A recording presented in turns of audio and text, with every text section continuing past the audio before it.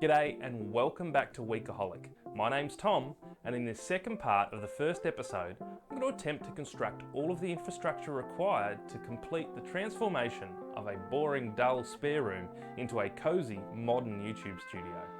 We'll start by having a look at the process, and then at the end we'll discuss the cost, if this is something you'd like to attempt yourself. Now, massive disclaimer here.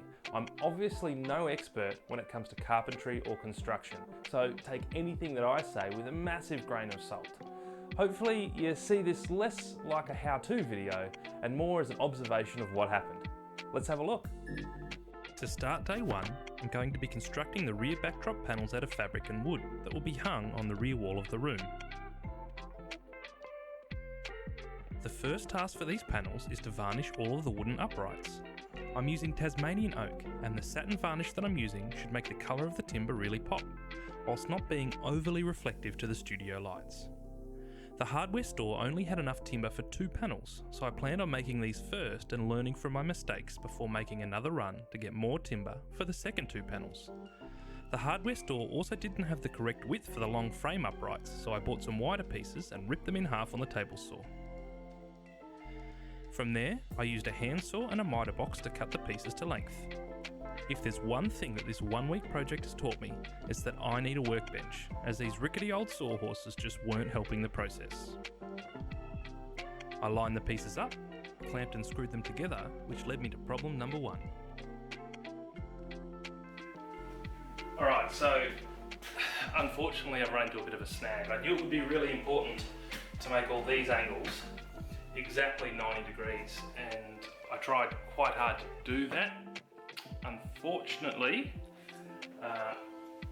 even though I thought I was pretty close, if we stand these up, and I'm just assuming the concrete is reasonably close, see that if we put them flat on the ground, the same width apart, they are significantly skewed. At this point, I had absolutely no idea what I was going to do. I was sure there was some clever way of making all the corners exactly 90 degrees. I just didn't know it, so a bit of a disappointing end to day 1. However, at the start of day 2, I ran down to the hardware store and got a 90-degree corner clamp, which held all of the corners nice and square.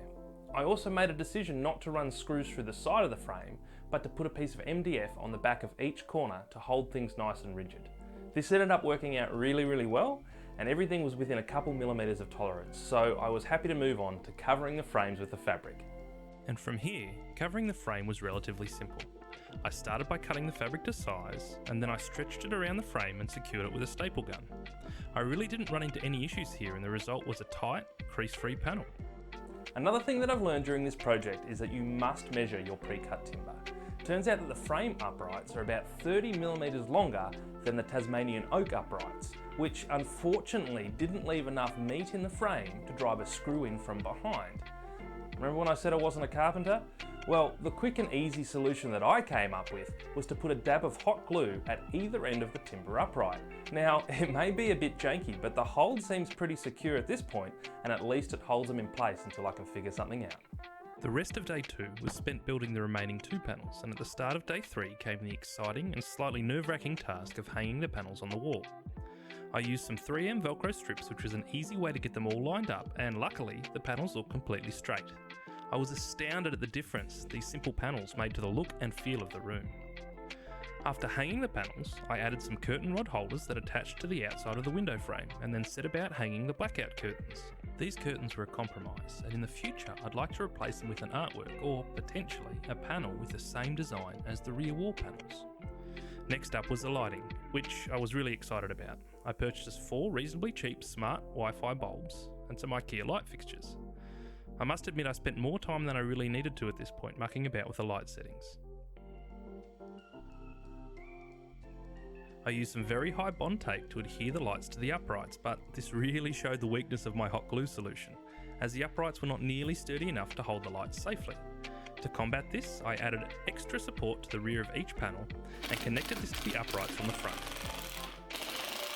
With the uprights firmly secure and the lights mounted, it was time for a test, and I was starting to get really excited with how the room was shaping up. I remounted the panels on the back wall for the last time, and the rear backdrop was now complete. As you can tell, I was pretty ecstatic about it.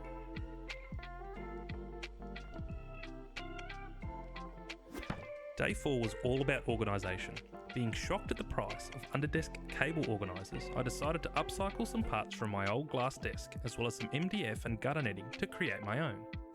After painting it black, I mounted it to the underside of my desk and then drilled 3 holes into the desktop for easy cable routing. From there, it was just a matter of unplugging my hastily put together spaghetti central and rerouting all the cords out of sight. Due to the ballooning budget, I've put on hold the original plan for a sofa bed and instead have positioned an old IKEA bookshelf and plasma TV that were gathering dust in its place. Day 5 was spent editing, animating and recording to tidy up the entire video and finish it off. My beacon mix and my beacon mic also arrived from overseas, which just puts a cherry on top for finishing this room. Now you may have noticed I didn't get around to building the 3 acoustic panels to place behind my desk. That is still an intention of mine, but the budget of this project got a little bit too large, so I'll have to save it for a later date. Okay, so now it's time to talk cost. For each backdrop panel, the timber and the varnish set me back $54.50, with an extra $12 on top of that for the fabric that covers it. The light fitting and the light bulb was a combined $50, which brings the total for each back panel to $116.50, not including the screws and the glues that I already had on hand. If we multiply that by 4, we get $466, which is certainly no small amount of money, but I think the results are well and truly worth it. The curtain, rod and holders cost a combined $125 because, as I found out, blackout curtains are very expensive, which brings the total spent on the room to $591.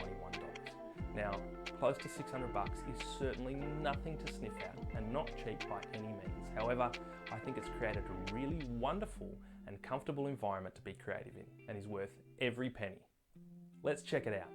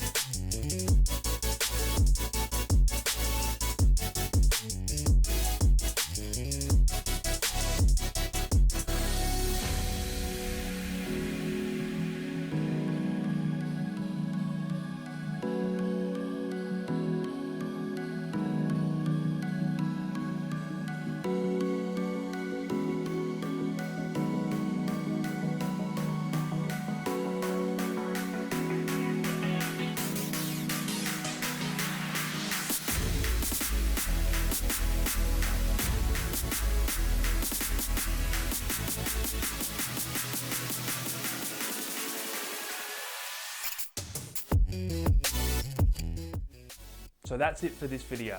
Please leave any comments, critiques and suggestions down in the comments below. If you haven't already, please hit that subscribe button, and if you click on the bell icon, you'll be notified next time I release a video. If you missed part 1 of the video, you can check it out just here where I go through the design of the room. Until next time,